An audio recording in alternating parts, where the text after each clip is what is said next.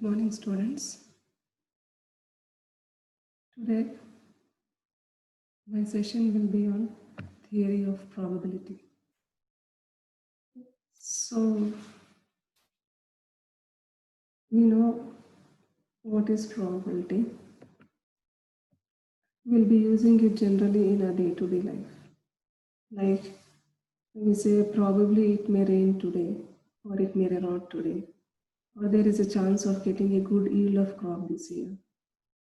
Or the train may be probably 1 hour late, or it may be half an hour late. So these are all nothing but the probabilities or chance. We are not certain whether it will happen or not. So that is the general meaning of probability. So in the mathematical or statistical definition, probability is defined as the chance of happening of an event in an experiment. This is a bookish definition of probability. The chance of happening of an event in an experiment. Now, what is an event? What is an experiment in statistics?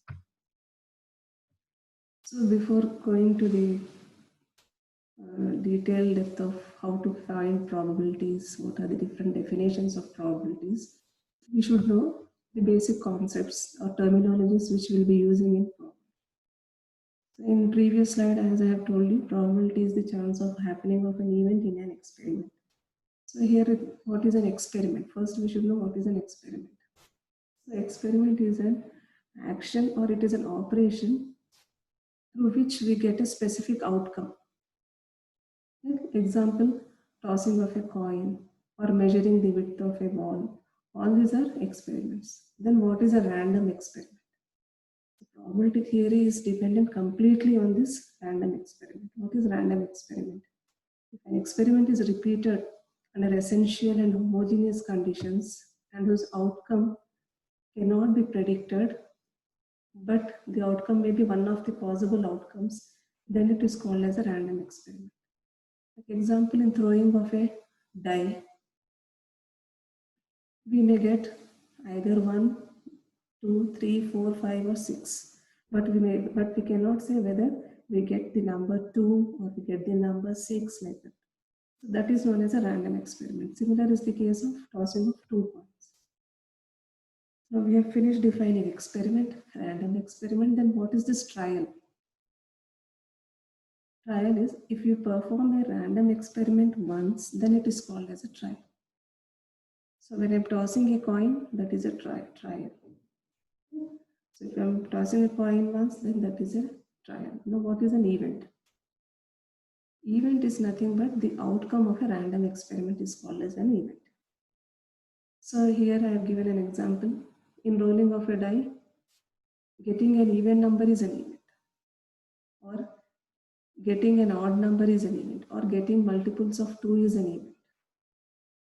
So here event is also called as case. Then what is sample space? Sample space, the set of all possible outcomes of a random experiment is known as a sample space. So when we toss 2 coins, what are the outcomes we may get? We may get head on both the coins. On one coin you may get head and the other coin you may get tail. One coin you may get tail, the other coin you may get head. Or on both the coins you may get tail. So these are all the possible outcomes of an experiment when you toss 2 coins. Then the sample space is the set of all possible outcomes of that random experiment is called as sample space. What are exhaustive events?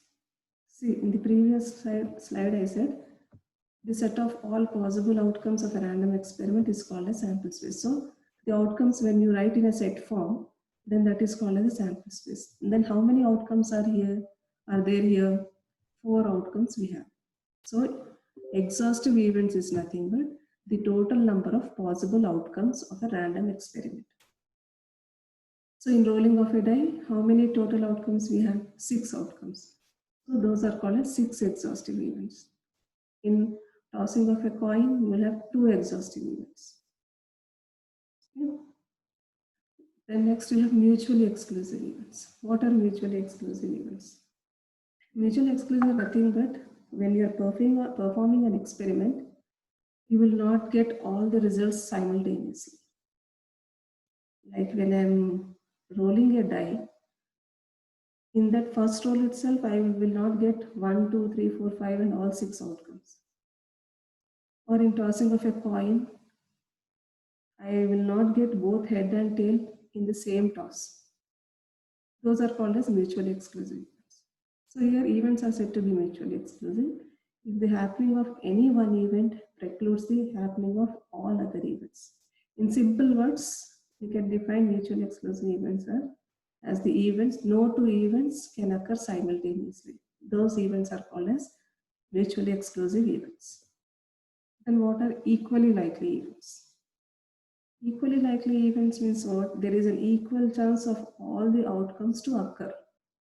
In simple language, equally likely events is nothing but events which have an equal chance to occur is known as equally likely events.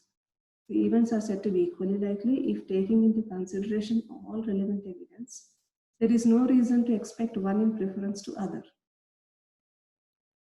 See here, in rolling of a die, all the 6 outcomes, 1 or 2 or 3 or 4 or 5 or 6, all of them have an equal chance of getting, since all the 6 events are equally likely.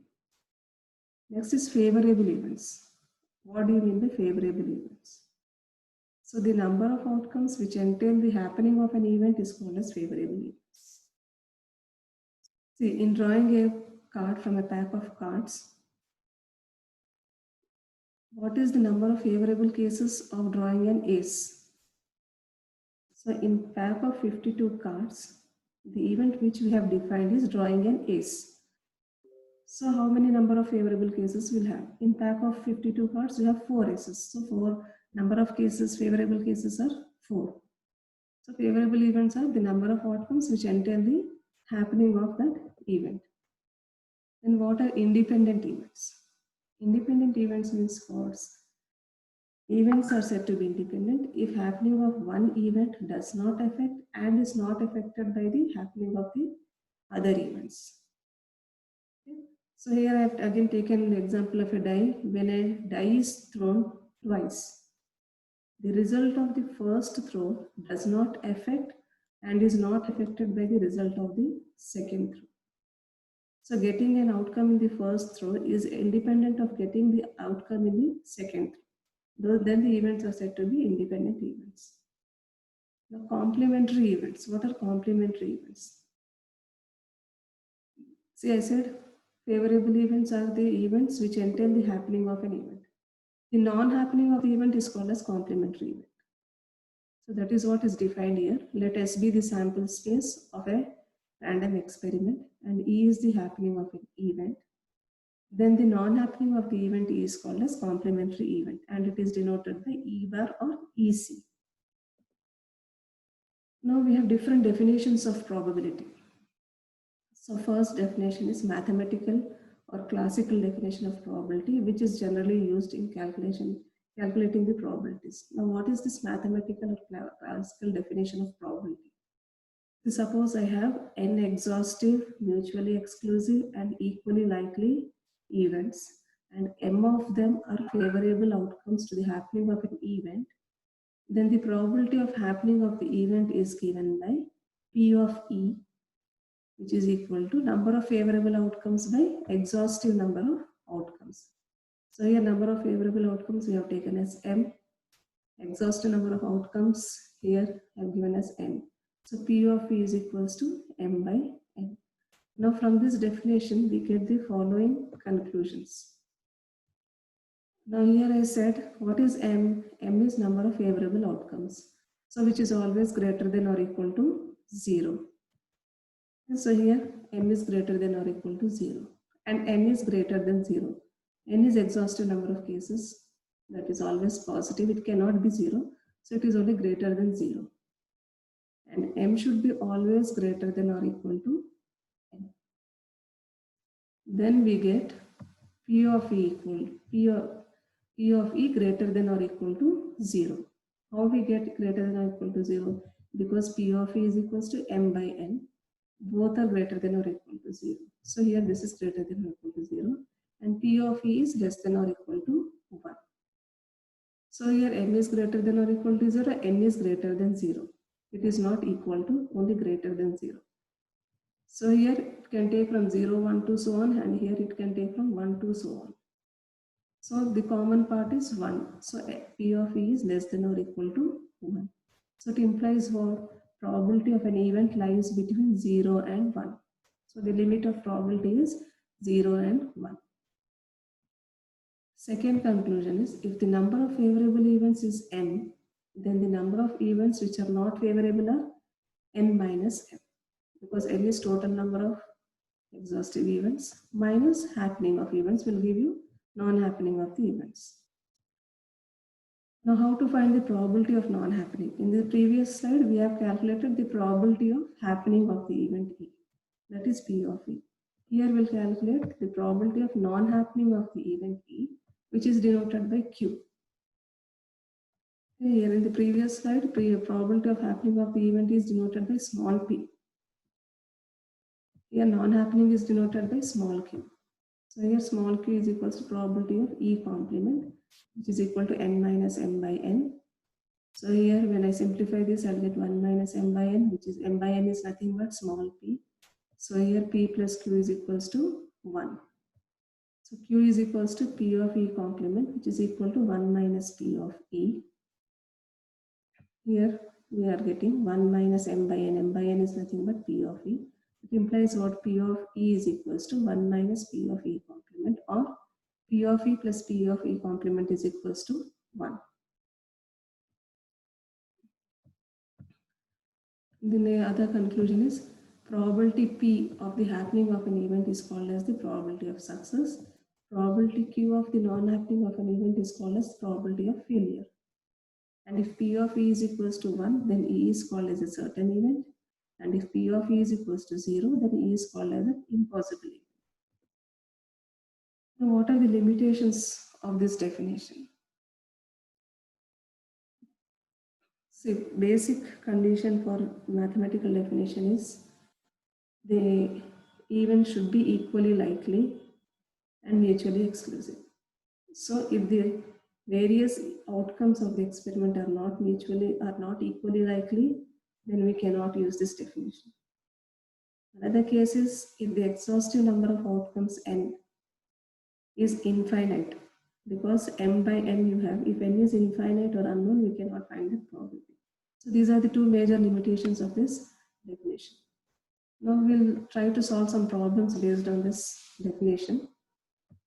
So here I have given, find the probability of getting 3 in rolling of a die. So first we should write what is the sample space of this experiment, random experiment. So the sample space is 1, 2, 3, 4, 5 and 6. Now how many times we are, what is the event here? Getting 3 is an event. So getting 3 means how many times you are getting 3? Only one time. So number of favorable event is 1. Total number of outcomes or exhaustive events is 6. Then the probability of getting 3 is number of favorable events divided by total number of outcomes. So P of getting equal to 3 is equal to 1 by 6. Now another type of problem, second one. If a card is drawn at random from a pack of cards, what is the probability that the card drawn is a face card? You have to find the probability that the card drawn is a face card. So here, in a pack of cards, you will have 52 cards. So here exhaustive number of cases will be 52. Now what is the event here? The card drawn should be a face card. That is the event. So number of favorable events, that is getting a face card, is equals to how many face cards we have in pack of 52 cards. You have Jack, Queen and King. And each face card you will have 4. So you will have 4 Jacks, 4 Queens and 4 Kings. So 4 into 3 you will have 12 favorable events. So 12 face cards you will have. Now probability of getting a face card is equals to number of favorable outcomes divided by total number of outcomes. So probability of getting a face card will be this 12 favorable cases divided by total number of cases, 12 by 52, 3 by 13. Third problem. Suppose a coin is thrown 3 times. What is the probability that at least one head is obtained? That means you have to find the probability that at least one head is obtained. At least one head means you will get minimum one head or two heads or three heads. So you should write the sample space. What is the sample space here? You will have 3H, 2HT. Again, that is arranged in these three forms. Again, 2T's and 1H, which is arranged in these three forms, and all T's. So how many total number of ways or total number of outcomes you have? 2 into 2 into 2. The first time you will have 2 outcomes. In tossing of a coin, you will have 2 outcomes, either head or tail. So this is that 2. 3 times you are doing it. So 2 cube you can write, or you can write 2 into 2 into 2, which is equal to 8. Now I am defining an event A, which is event of getting at least one head. So favorable cases, you have to count here at least one head means minimum one head and maximum 3 heads, because we have 3 times here. So how many times I am getting? 1, 2, 3, 4, 5, 6, and 7. So favorable cases is 7. So probability of A is equals to 7 by 8. This problem you can also solve in this way. Probability of getting at least one head is equals to 1 minus probability of getting no heads. So this is equal to 1 minus probability of getting no head means how many times you are not getting head? Only one time. So 1 by 8, which is equal to 7 by 8. In this way also you can solve it. The fourth problem is, what is the probability of getting a sum of 7 when 2 dice are thrown? So first you should write the exhaustive number of cases or the total number of outcomes. So here in tossing of a die or in throwing of a die or rolling of a die, you will have 6 outcomes. In single die, you will have 6 outcomes. But here you have 2 dice, so 6 square or 6 into 6, 36. So total number of outcomes is 36. I am defining the event getting of sum of 7 as A. So A is equals to getting of sum of 7. What are the favorable cases? Write down all the combinations on the 2 dice, which will give you 7. So 1, 6, 6, 1, 2, 5, 5, 2, 3, 4, 4, 3. So how many ways you will get? 6 ways. So probability of getting a sum of 7 is 6 by 36, which is equal to 1 by 6.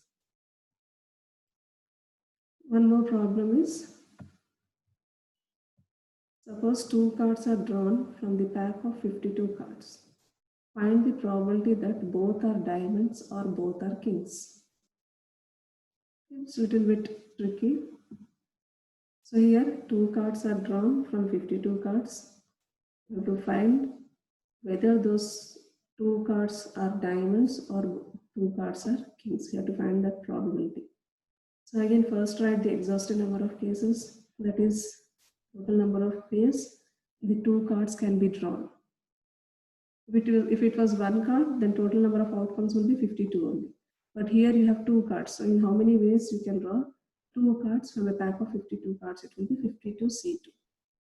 Now how many diamond cards you have? 13. How many king cards you have? 4. So in how many ways you can select both as diamond cards? That means both 2 cards should be diamond.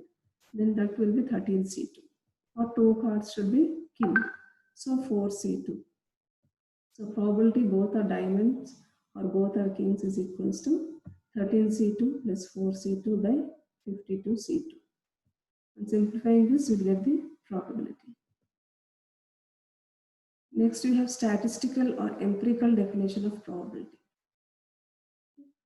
So here, if an experiment is performed repeatedly under essentially homogeneous and identical conditions, then the limiting form of the ratio of the number of times the event E occurs to the number of trials as the number of trials becomes indefinitely large is called the probability of happening of the event, with the assumption that the limit is finite and unique.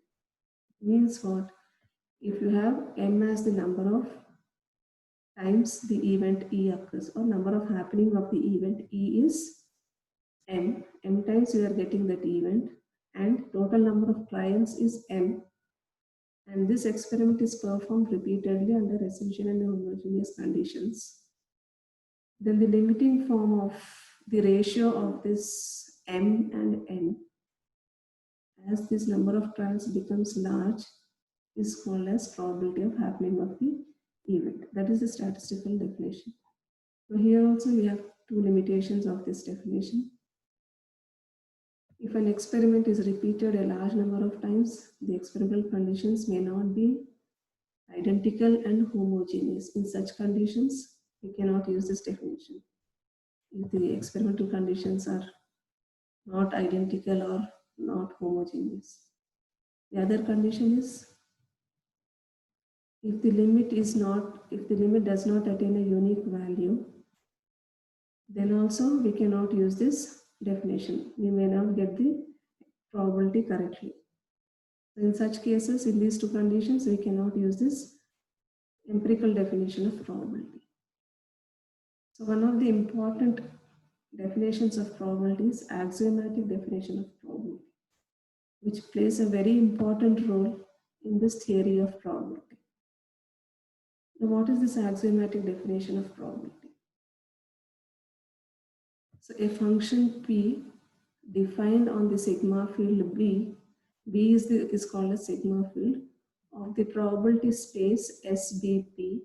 This is called as the probability. These three put together is known as probability space, where S is the sample space, B is the sigma field, and P is the probability. So all this put together is known as probability space. So here a function P defined on sigma field B of the probability space SBP satisfying the following axioms is called axiomatic definition of probability. So what are those axioms? We'll see. First axiom 1 known as axiom of positivity, that is probability of any event is greater than 0 for all I. Probability of any event. So probability will always be positive. It cannot take negative values. If you are calculating probability and you are getting negative value, it means your solution is wrong. So the first axiom states that probability of any event is always greater than 0. Second axiom is axiom of certainty. That is, probability of the total sample space is always equal to 1. So that is called as axiom of certainty. Third one is axiom of additivity. What is this axiom of additivity? If E1, E2, En are n disjoint events, if they are disjoint events, then the probability of union of these events is equal to sum of their individual probabilities. That is, probability of E1 union E2 union so on union En is equals to probability of E1 plus probability of E2 plus so on plus probability of En. So this is axiom of additivity. That means if n events are disjoint, then the probability of union of these n events is equals to sum of the probabilities of those individual events. That is axiom of additivity. So we have certain properties of probability which we'll be using in solving theorems. The first property is for any event A, P of A is greater than or equal to 0. Second property is the probability of an impossible event is 0. That is, probability of an unset is always 0. Third one, the probability of sample space for certain event, S is nothing but a certain event, is unity. That is, probability of S is always equal to 1. Fourth property, for any event A, the probability of the complementary event of A is P of A complement equal to 1 minus P of A. Fifth property, if A and B are mutually disjoint events, then P of A union B is equals to P of A plus P of A, mutually disjoint events. In mutually disjoint events cases, their union will be equal to sum of their individual probabilities. If they are not mutually disjoint events, then P of A union B will be P of A plus P of B minus P of A intersection B. So this formula is for any two events and this is for only mutually disjoint events. Thank you. Theorems we'll see in the next slide. In the next session, we'll see the theorems based on this probabilities.